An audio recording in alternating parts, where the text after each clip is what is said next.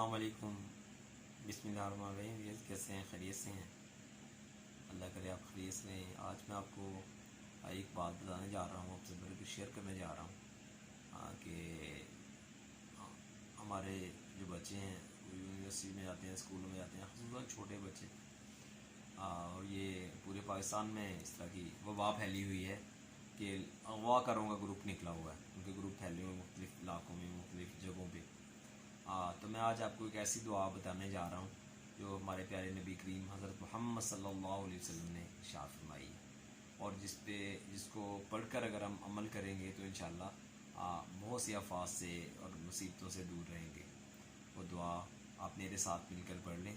بسم اللہ الذی لا یضر مع اسمہ شیء فی الارض ولا فی السماء وہو السمیع العلیم۔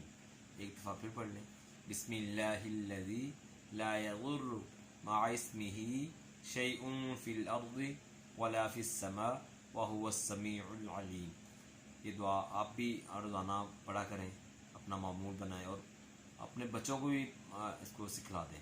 الحمدللہ یہ نسخہ جو ہے بڑا بہترین ہے جو آپ صلی اللہ علیہ وسلم سے ہمیں ملا ہے، اور پھر پریشانیاں بھی انشاءاللہ دور ہوں گی۔ جب ظاہر ہے بچے جب خصوصاً طور پہ جو چھوٹے بچے ہوتے ہیں جب جاتے ہیں تو ماں باپ پریشان بھی ہوتے ہیں، خصوصاً طور پر جو ہماری مائیں ہوتی ہیں، تو ظاہر ہے ماں کے اندر اللہ نے ایک درد رکھا ہے، تڑپ رکھا ہے کچھ زیادہ ہی۔